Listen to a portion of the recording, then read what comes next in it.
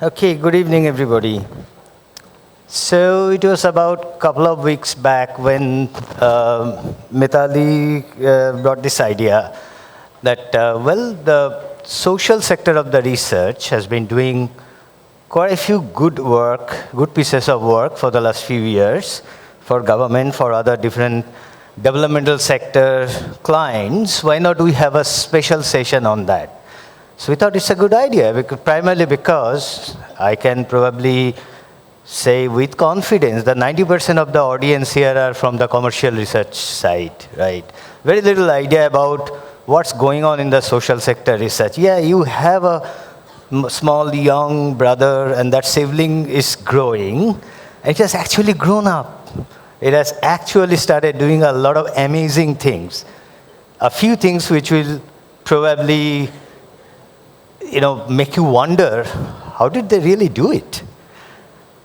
The social research context, the way we understand, in general, brings into our mind, there's a 60-page questionnaire, 2 hours, traditional, go to households, do perfect sampling, come back, spend some 2 weeks, 3 weeks, 2 months, if the need be, of analysis on the data, and come back with thick reports, right? Gone are those days. I'm not saying those kind of things are not happening, but a lot of other things happening. And thanks to a lot of actions happening from the government sides, that's why these changes are also happening. I can say government is the catalyst for that. And here we wanted to pick up the Swachh Sarvekshan because that's being one which is probably one of the largest. So I'm not going to talk about all the things that this industry is doing, but I picked up this one because that's the one probably is one of the largest, and it's easier for most of the audience to connect with. Okay? All right, and just to clarify one thing, social sector, developmental sector, public affairs, public sector, there are many different ways you can call it. Whatever be the way, it is primarily the developmental sector research that we want to mean. Okay, so why this topic? It's because there is a lot of changes happening in the government side. Gone are those days when decision making used to be pretty long, and it was very, sequential, protocol-driven. Things used to take months. Now it's a matter of maybe days. I'll talk about some of these little later. A lot of initiatives that the government has brought in the last almost 12 to 15 years. A lot of monitoring requirement has come up. Data-driven decision-making is a primary requirement of it. And that's why they need the data on the fingertips. And more often than not, there are multiple stakeholders involved in a program, in a complex government program. It's very difficult for government machinery to do it, individually with so many different stakeholders. So they insist for one-stop solutions. That means a research organization takes the whole of it and gets it done by a lot of other ecosystem partners. And the speed. And that's the reason there is a requirement, there is a need, there is an expectation from the MR industry to live up to that need, that requirement. And you cannot imagine it without heavy use of technology. Managing the large ecosystem is another big challenge. Connecting several dots, and the dots are not only coming out of your research or program or the technology outputs. It's coming from a lot of internal government data as well. And you have to plan and execute it at really lightning speed. I'll let you know in a couple of slides what that speed means and what the scale means. Swachh Bharat mission started to build a strong and healthy nation. SBM 1.0, as we know, which was the last 5 years, 2014 to 19, that was primarily focused on open defecation. And you would have seen our Prime Minister claiming that we are open defecation free. Yes, by definition we are. I'm not getting into that controversial part of it. But, okay, but we have mostly achieved that. But the next to that comes, well, is it a sustainable way? And if we have done it a sustainable way, which is called ODF+. And then is it a safe way? Is it the right way in terms of treating all those things that you are getting out there? You are treating your grey water, treating your black water, and also the dump sites that we get to see all around the cities. So how to treat them well. This is the scope of the SBM2, which is the urban part of it. So essentially, the annual assessment that they do, both are called Swachh Sarvekshan, which is cleanliness survey, if I translate it directly. Both the rural and urban calls it. SSU and SSG are the terminologies that we have added to differentiate, but both the ministries actually call it Swachh Sarvekshan. It's a bit confusing for us. It's very easy for them. And SSU, the urban part, is far more wider and encompassing a lot of other components which SSG doesn't have. That's why we thought we'll pick up the SSU part of it. Two different ministries handles it. Ministry of Jal Shakti is the rural part of it, which covers and ranks all the 650 odd districts that we have in the country. And SSU, which is the Ministry of Housing and Urban Affairs, baby, and it covers about 4,800 cities. That's the target number of cities. That's the scale we are talking about. And what gives me the license to stand here and talk about it? Well, Ipsos is the only agency which has done both twice, starting from 2019 till 2022, where we have actually done both, SSG and SSU. And that gives me this, excitement to really share how this thing has evolved. It started with some small, large, 73 cities, small numbers. It came to that scale of 4,000 plus, where we are targeting all the 4,800 cities, but there are many reasons because of which some cities were not participating. But it reached the scale in 2018 or 2019, around that, in terms of number of cities. But the complexities continued to grow. After that, as you can see, after 2019 and 20, the number of cities have not gone up as much, right? It's a few hundred has got added. But it is the complexity, because the theme that was taken has really made it the a largest sanitation program or the project in the world. This is a message from Binay Jha, who is the director SBM, under whose department this entire SSU, the urban Swachh Sarvekshan, is done. Swachh Sarvekshan is one of the world's biggest survey by any single assessment agency, where the feedback of around approximately in a range of crores data points, crores to 5 crore data points are taken, churned out, and this facilitates us to take a data-driven decision. I just want to tell you, for the mission like Swachh Bharat mission, which is a $20 billion project to be completed in on a mission mode in next 5 years. Every year, it's approximately around. We spent approximately 50 crore of rupees on this assessment. So where all our cities, cities are assessed for garbage free. Garbage free means what is your waste generation, how much you are processing, how much of the waste is going to landfills, how what you are doing for the waste, how it is being converted, where it is going. The whole value chain is captured, and everything is digital. Because for the mission of this magnanimity, if we not follow the digital component, then our everything will be the half-hearted approach. We are 100% paperless mission. This time, what we did, all our assessments are digital, and we are always open for all kind of new suggestions, and we are very flexible in adopting new solutions, new technology. The Swachh Bharat mission itself is the largest behavior change program. So a lot of initiative we take for behavior change, and the assessment agencies is really doing a good job for us and for this social sector scheme. So I like that statement, assessment agency is doing good job. So that's a good news for the industry. I didn't ask him, obviously, to say that. Okay, and the other thing you would have noticed that everything is digital, paperless. And this program of such complexity, mammoth size, doing it paperless is definitely difficult. But at the same time, if you don't do the paperless, it's impossible. So it's a complex matrix of 563 indicators go behind ranking of these cities on cleanliness, right? And total marks of 7,500 distributed. I'm not getting into this entire thick guideline that we have.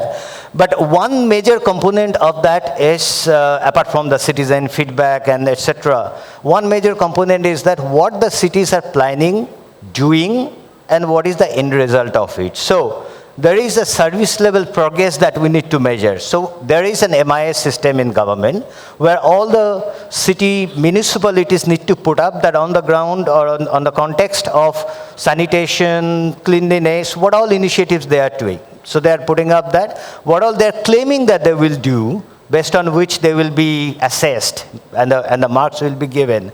And when we do the surveys, when we do this exercise, they have to give us proof. These are government documents. Our auditors go through that and then accordingly, based on its sufficiency, based on its appropriateness, gives marks to that. So that is around 40% of the weight. So you can imagine the importance of that particular assessment. And on the basis of these marks, a lot of funds given to the city municipalities are influenced. And I'm told, I don't know whether it is really or to what extent it's correct, many of the city commissioners' KPI has this component. So it has to that extent the importance of it. And as a MR industry representative, I feel proud that we are contributing to something like that important. And obviously there are the citizen voice kind of things, and then the certifications and all. I'm not getting into the complexity of it. And the scale here we are talking about, apart from the number of cities that we just talked about, here, everything is in thousands and lakhs and millions. And the kind of, the total number of, say, photographs taken as the proof of the audit, right? Or the things are happening or not happening, both requires the photographs. 22 lakhs photograph was taken during that period. A total of 400 GB of PDF files that we have handled during this period, during 1 year of this period. 20,000 bulk waste generators, 7.4 online feedback, 7.4 million. So the mind-boggling numbers, 1.8 million face-to-face feedbacks. And this is the kind of numbers we are talking about. And the numbers written on that other side of the screen there is no typo there. That is actually the speed that we need to really do. You get a preparation time of 2 to 3 weeks. The survey period is 24 days period. The dates are also defined, 4th January to 28th January. Well, if you count both the dates, then you get 25 days. Okay. You can't do without technology, and that is where the huge deployment of technology. The first about the SLP, the service level progress that the cities are claiming, doing an audit of that before we go to the cities to check and validate the claims, is a huge portal that you need to prepare. This is the one that we prepared, where each of the cities are putting up their claims. You have to also integrate that portal with government MIS so that you can pull out things what each of the cities have claimed under 100 odd different areas. And then you have to have the features like they can do self-assessment, that how much marks they will get. It's not that they get a surprise at the end of the day. They know where they are lacking, whether they have to put more effort there or here, and a whole lot of other features that have to be there. Uploading the documents, and then which is to be assessed by the trained assessors, because understanding a government document is not easy, right? It is. Sorry, thank you. It's not easy. It requires a particular training. On an average, each city uploaded about 300 documents and access control. You need software engineers for that. So we employed 10, 12 software engineers for this. You need to give them a help because otherwise they will not be able to do. They get stuck on a lot of, on those uploading and putting their claims, inbound, outbound, both. And our guys, these guys, the assessors, about 100 of them, needs to really have all the access and all the technological support to assess those documents. That's another big technological interventions that we need to do so that we can quickly assess those documents and give them the scores and all. It also requires a massive offline mobilization. You imagine, I'm talking about 4,350 cities in 24 days.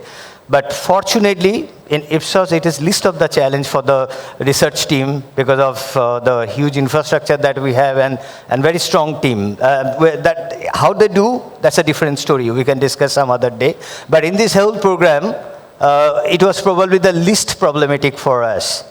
And it required definitely meticulous planning, and you have to keep redundancy for each of these. Survey platform, though we have a very good global platform, we call it iField, but here there's so many other features required, and so many features that generally we use in a typical market research we don't need. We decided to go for a custom developed one for this, and series of mobile apps, because the citizens have to be given those options. There are mobile apps in the hands of our interviewers as well. You need geofencing. You need a control of your sample so that within a 500 meter, you cannot have more than 5 interviews. That's a condition. And geofencing has to be that precise. Anything more, then we have to remove that. So, and the locking of apps in case of any GPS violations. These are not easy technologies, but yeah, we tried our hands and we got it. And you really need to have a continuous monitoring. There is a cell of about 110 people who are continuously monitoring the movement of these people, and then wherever something is going wrong, the system automatically gives us alert rather than relying on the manual observation. And that way we do this thing in say 24, 25 days time. We also need to develop another parallel platform and apps for validation of the claims on the direct observation and audit. This is different from the citizen interviews and the citizen feedback that we talked about. And it's better to have multiple apps. That makes it complex for the developer, but makes it easy for the person on the street. So we decided to go for multiple apps. And then for every validation, we need to record the image, the video, whatever the protocol says. And that is to be preserved well, retrieved well, because each of these are subject to RTI. I should have a system of, in case of questions, and we do face a lot of questions, if any city got some marks cut on some aspect, they will definitely raise a question why it was burned. We have to retrieve that and then show them it is because of this, that toilet didn't have water, or whatever be that reason because of which we have not given. And real-time confirmation on those validation is required. Another 100 plus desktop people sitting there and observing and controlling it. Huge investment, huge deployment of technology. There's a big media and social media component. That is another ecosystem thing that we need to do. We prepared some 10 TVCs, 20 winning city videos, 10 radio jingles. All these are available on the Swachhata portal. It's open. And the social media part was even more interesting. It's huge. And during that period, we managed the government's handle for all this Facebook, Instagram, and Twitter. And every day, 6 unique creatives were pushed in. So total 1,100 total creative that had been pushed during this period. So that's the level we are talking about. We gave unique hashtag to each city, and every day, twice a day, 50,000 we were crawling 50,000 tweets, we were downloading, and then we were giving it a train. This is apart from all the conventional things that social media analytics can do, so that we can initiate healthy competition among the cities. And the cities were, even if we were late by 10 minutes, cities used to call us, where is our new data? That kind of thing. And you need a call center. This is more for the quarterly activities, which is not that concentrated 25 days work. It's a huge call center to do about 7 lakh interviews per quarter. So that's the kind of scale here talking about. And citizen, frontline workers, and everybody is covered under that. And you have to integrate a lot of government apps and government portals with it. It's not that you stand alone, develop something, and you do it, and your job is done. Well, so there are face-to-face citizen feedback that we are doing, Swachhata app, Vote for Your City app. All these are government properties, their own app or their own system. But you have to ensure that your system that you are developing is talking to that and is able to pull data from there, so that you get an integrated view, and you get a total of 1.4 crore that we handled. That's a number of customer or citizen feedback that we handled during this period. And there are different other complexities in terms of different, marks for different kinds of activities that they do. Citizen engagement has different kind of weights. Innovation or best practices has different kind of weights. Something that they are making the city ready with respect to disaster or something has different kinds of ways. These are all to create further complexity in our life, as if it was not complex anyway. And innovation and best practice was another very interesting part of it. All cities were encouraged to spend time, money, energy on innovation and upload those. There has to be obviously a different kind of interface for that. We had to develop that. And in the back end, there was a team of super experts from industry. Obviously, you and I cannot do it. There has to be subject matter experts who would assess that and give marks, and that will also contribute to the overall ranking of it. And that itself was another, parallel massive work for that matter. And you have to make all data available on a dashboard, because when all these activities going on every day, somewhere, some meeting or the other going on with the ministries, and ministries are interested to know which city is going up, which city is coming down. So you need a dashboard where every goddamn thing is on your fingerprints. Be it, any progress report, be it any live progress, be it your access that you are giving. You cannot make a mistake of giving access of one city to another. That will be disaster. There's so much of competition in that front. So this access control from city level to the national level are multi-layered, right? And after everything is done, you have to make that data available for Amjanta, for everybody, for every citizen. And this entire thing is right now available on this URL that you can see. Everything that I talked about, you can see there, and you can download. Obviously, that will be far more detailed. Nobody will tell you in 20 minutes there. But yeah, anything that you want to get from there, you can see and download.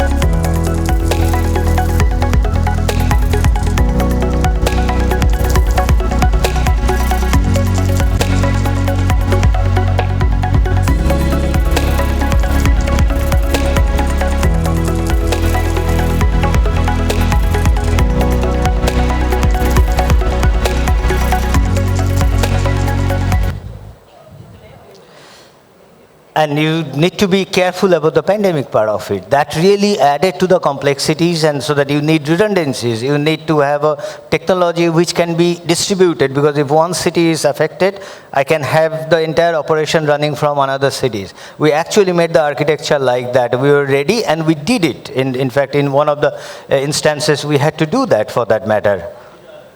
And The President of India unveiled this report, both SSG and SSU, on 1st of October, Swachh Sarvekshan Urban, and 2nd October, Swachh Sarvekshan Gramin. And this is where she is unveiling the report and felicitating all these people, the winners and all. This is really a proud moment for MR industry, and I feel I take the pride on behalf of every one of you.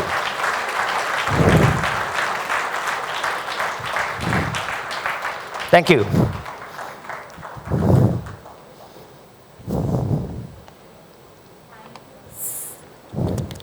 Thank you so much, Parijat, for the wonderful session. We do have a few questions, and while we're discussing this, in case any one of you all have further more questions, please do send them across. So the first question is, what acted as your strengths for you and the team to manage such a large mammoth project? What acted as a? Strength.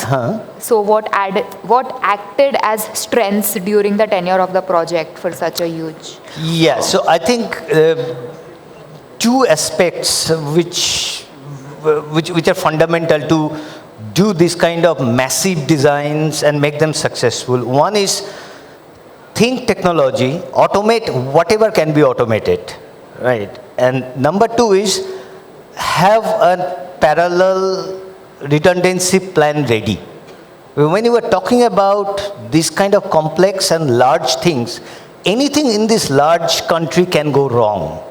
Anything can behave differently as compared to what you thought.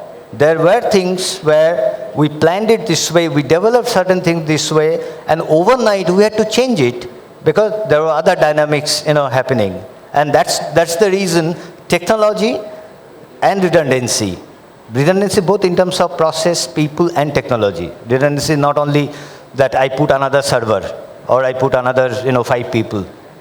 The complex part of it. Okay, thank you so much. We do have one more question. So in surveys like this, which are on such a large scale, the authenticity and quality of data becomes really, really important and is also a concern. So what measures did you and team take to tackle this? Huge.